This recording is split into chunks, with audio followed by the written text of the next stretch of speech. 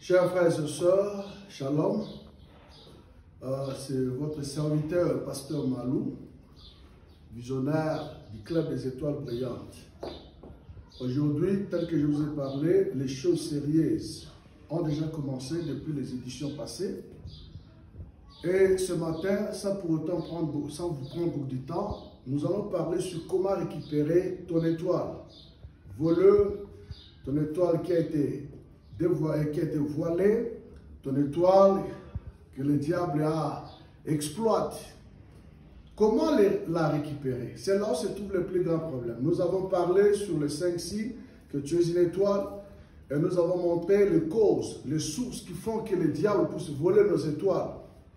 Et ce matin, je voudrais parler avec vous sur comment la récupérer. Il y a 2 passages bibliques que nous allons partager pendant ce peu de temps. Premièrement, dans le livre de Apocalypse, chapitre 12, versets 1 à 2. Là, la Bible dit, un grand signe parut au ciel. Une femme enveloppée du soleil, de la lune sous ses pieds, et une couronne de 12 étoiles sur sa tête. Le verset 2, la Bible dit, elle criait. Elle était enceinte et en étant de travail et dans le douleur de l'enfantement. La femme était enceinte et elle criait, étant en travail et dans le douleur de l'enfantement. Alors, deuxième texte que nous allons parler, c'est précisément dans le livre d'Évangile, Évangile de Jean, chapitre 11, à partir du verset 39 au verset 44. Là, on nous relate l'histoire d'un certain homme qu'on appelle Lazare, qui était mort et après 4 jours, il a été ressuscité. Ça, on va en parler. Alors, j'aimerais d'abord parler avec vous pour comprendre ce que nous voulons parler, comment récupérer ton étoile. Dieu, avec Israël, avait 4 systèmes d'opérer les choses. Il y avait 4 systèmes. Premier système, nous allons voir Israël qui commet le péché, qui transgresse la loi que Dieu les a imposée, que Dieu les a donnée. Ça, c'est le premier système. Et le deuxième système, après avoir transgressé la loi, Dieu le frappait. C'est-à-dire, Dieu frappe Israël. Et quand Dieu le frappait, la Bible dit qu'il se faisait sous plusieurs formes. Ça pouvait être par la pluie. Dieu envoie une pluie en Israël, une épidémie, une maladie, quoi que ce soit qui va frapper tout Israël, ou ça pouvait se faire par l'invasion souterraine. Vous allez voir, Dieu va envoyer une invasion de sauterelles qui vont venir ravager tout ce qu'on a semé, tout ce qu'on a planté, de manière qu'il y ait la famine dans tout le pays, et c'est comme ça que Dieu le frappait. Alors, quand Dieu va le frapper, troisième système, nous allons voir, c'est Israël qui va s'élever, en organisant une journée solennelle de prière, de jeûne, d'humilité devant Dieu. Ils vont demander pardon à Dieu, ils vont s'humilier, ils vont prier que le Seigneur le pardonne afin de pouvoir enlever les rages ou enlever la pluie et ce qui détruit pratiquement tout le pays. Et le 4e système, après avoir demandé pardon, Dieu faisait ce qu'on appelle la restauration. Dieu va restaurer son peuple. Il va restaurer son peuple en envoyant le sacrificateur. Il va restaurer son peuple en envoyant le prophète. Et ce sont des gens qui venaient pour amener un message de pardon. Que Dieu vous a accordé le pardon. Dieu vous a guéri. Dieu vous a libéré de tout ce que vous traversez. Donc voilà les 4 systèmes que Dieu faisait. Et c'est comme ça que Dieu travaillait avec Israël. Il enverra son prophète. Il enverra des sacrificateurs ou des prophètes pour venir donner ou amener le message de la restauration. C'est pourquoi, lorsque nous lisons l'épître d'Hébreux chapitre 1, à partir du verset 1er au 3e verset, la Bible dit, après avoir autrefois, à plusieurs manières, à plusieurs reprises et de plusieurs manières, parlé à nos pères par des prophètes, Dieu, dans ces derniers temps, nous a parlé par le Fils, qu'il a établi héritier de toutes choses. Et par lui, il a fondé l'univers. Le verset 3, le Fils est le reflet de sa gloire et la plainte de sa personne. Il soutient toutes choses par sa parole puissante. Dans d'autres versions, on dit, il soutient toutes choses par l'autorité de sa parole. Ça veut dire, quand la parole est venue, Jésus, c'est celui que Christ, que Dieu a utilisé en ces temps ou en ces derniers temps, dans cette dispensation que nous vivons, pour restaurer le monde, pour restaurer l'Église, Dieu, pour restaurer Israël. Dieu n'avait pas envoyé le prophète, il a envoyé Jésus de Nazareth. C'est pourquoi, lorsque vous allez dans le livre de l'Apocalypse, chapitre 12, là, ce que nous avons lu, la Bible dit, un grand signe parut au ciel.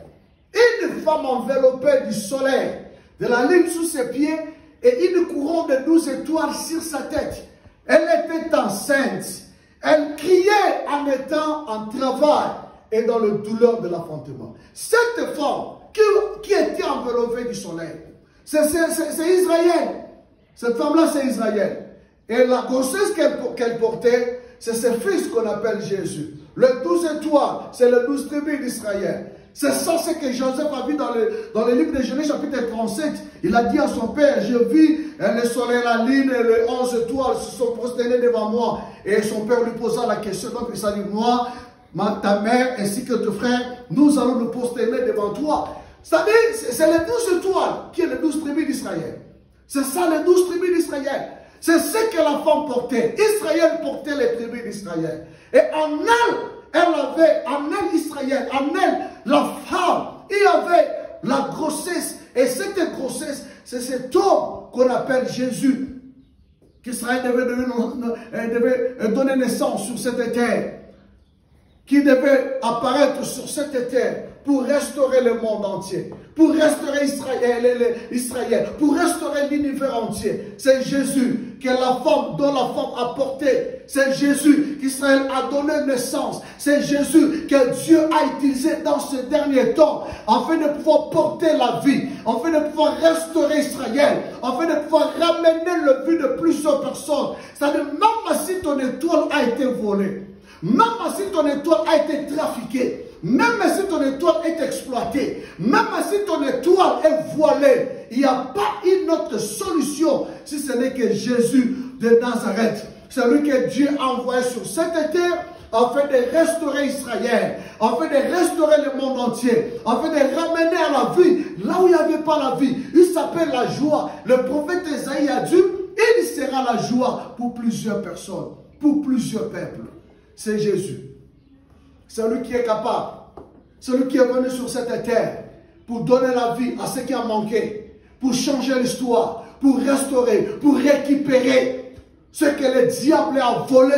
Nous n'avons pas une autre personne puissante capable de récupérer ce que le diable t'a volé, de récupérer ce que l'ennemi t'a volé. C'est lui qui en est capable, c'est Jésus.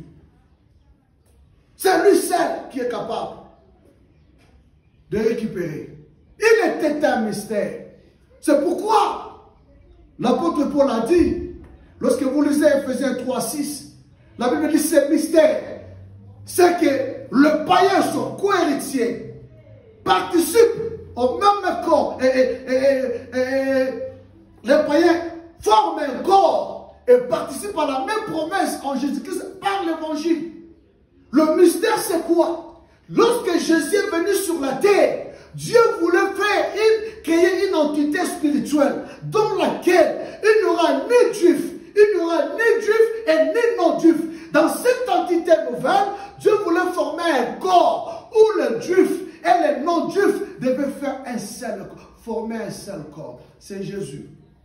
Il est venu pour sauver l'humanité. C'est Jésus qui est venu récupérer tout ce que le diable a volé. Si ton étoile a été volée, Jésus est venu récupérer ton étoile que le diable a volée. Voilà pourquoi, dans l'évangile de Jean chapitre 11, on nous relate l'histoire d'un homme qui s'appelle Lazare. La Bible dit ceci. Il a entendu parler de la mort de Lazare. Et il s'est décidé ensemble avec ses disciples, ils décidèrent de venir là où se trouvait Lazare, là où on a enterré le corps de Lazare. Lorsque Jésus arriva dans la ville de Béthanie, la Bible dit, ses sœurs sont venues vers lui. Oh, si tu étais là, notre frère ne devait pas mourir.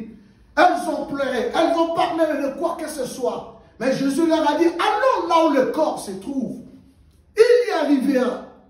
Là où se trouvait le corps de Lazare. Et Jésus a dit, ôtez cette pierre. Marie a commencé à réclamer. Non Seigneur, ce corps est là depuis très longtemps. Lazare est là depuis très longtemps, 4 jours. Il sent déjà. Il entre déjà dans la putréfaction. Il commence à sentir la putréfaction. Il n'est plus comme normal. Il n'est plus. Il se décompose. Elle a pleuré, elle a supplié à Jésus qu'on ne pouvait pas ôter la pierre. Mais Jésus a dit, ne t'ai-je pas dit que si tu crois, tu verras la gloire de Dieu. J'aimerais dire à quelqu'un, il n'y a rien d'impossible devant Dieu. Il n'y a rien de grand devant Dieu. Nul n'est au-dessus. Aucun problème, aucune situation est au-dessus de Dieu. C'est lui qui est au-dessus. C'est pourquoi la Bible dit, tel que les ciels se séparent de la terre, tel que nos pensées se sont séparées de ses pensées, nos voix de ses voix, nos situations de ses situations, nos réalités de sa divinité. Tout ce que nous vivons sur la terre, quel que soit le cas, rien n'est au-dessus de Jésus. Il a dit à Marie, ne t'ai-je pas dit que si tu crois, tu verras la gloire de Dieu. Le plus grand problème, ce n'est pas de considérer ta situation, mais c'est de regarder la grandeur de Dieu. Le plus grand problème, ce n'est pas de considérer ton sort, mais de regarder la supériorité de Dieu, l'autorité de Dieu, la divinité de Dieu. C'est ce qui est au-dessus de tout et c'est ce qui est très important. Jésus dit à Marie, ne t'ai-je pas dit que si tu crois, le plus grand problème c'est d'avoir la foi. Ton étoile qui a été volée, c'est facile que tu puisses récupérer ton étoile, mais le plus grand problème, as-tu la foi en Dieu? As-tu la foi? C'est là où se trouve le plus grand problème. Ne t'ai-je pas dit que si tu crois, celui qui croit, quel que soit le problème, il aura solution. Il trouvera solution à sa situation. J'aimerais dire à quelqu'un, rien n'est impossible à Dieu. Tout est possible en celui qui croit. Si tu crois, ton problème aura la solution. Si tu crois, ta vie changera. Si tu crois, ton étoile sera récupérée. Si tu crois, ton étoile sera brillée. Le Dieu des esprits de lumière va rayonner ton étoile. Là où l'ennemi a voulu la détruire complètement. Les mêmes personnes changeront d'avis lorsqu'ils verront ton étoile rayonner. Lorsqu'ils verront ton étoile aller de l'avant. Lorsqu'ils verront ta destinée changer. Ton futur meilleur. La Bible a dit, ils ont ôté la pierre. Et après avoir ôté la pierre, Jésus rendit grâce à Dieu. Et il cria d'une voix forte, Lazare, sors! La Bible dit instantanément, soudainement, Lazare est sorti du tombeau. Lazare symbolise ton étoile qui a été volée, qui a été détruite, que l'ennemi a tué. Même si ton étoile a été tuée, il y a possibilité que ton étoile puisse revenir. Puisse revenir. Lazare, c'est l'étoile. Lazare, c'est ta destinée. Lazare, c'est ton futur. Ton futur est cloué. Ton futur est détruit. Ton futur est enterré. Mais Jésus, il a crié d'une voix forte. Lazare sort. Et Lazare sortit.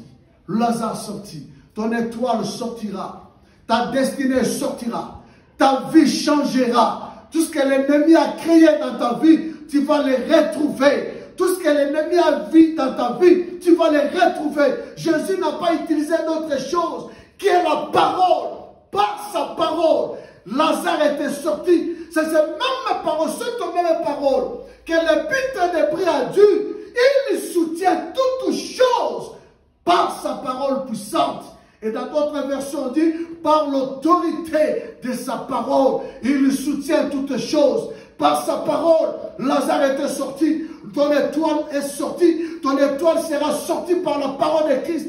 Écoutez, pour terminer, Jésus, quand il se présenta devant le tombeau de Lazare, il n'a pas utilisé 2 paroles. Il n'a pas utilisé 3 formules ou 2 formules. Il n'a qu'utilisé une seule phrase. Lazare sort. Écoutez, lorsque la personne meurt, parce que l'être humain ou l'homme est tripartite. C'est-à-dire, il y a l'esprit, il y a l'âme et il y a le corps. Quand la personne meurt, l'esprit va vers Dieu, l'âme va vers le Saint Abraham pour attendre le jour du jugement. Et le corps reste sous la terre pour subir la putréfaction, c'est-à-dire la décomposition. C'est comme ça que les choses évoluent dans la vie d'une personne. Quand Jésus se présenta, étant donné que Lazare était déjà mort, cela veut dire que son esprit était déjà retourné.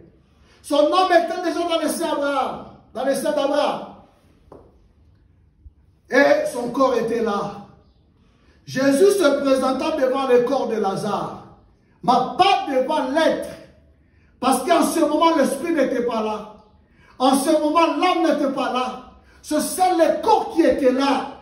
Le corps, c'est un compartiment de ton étoile.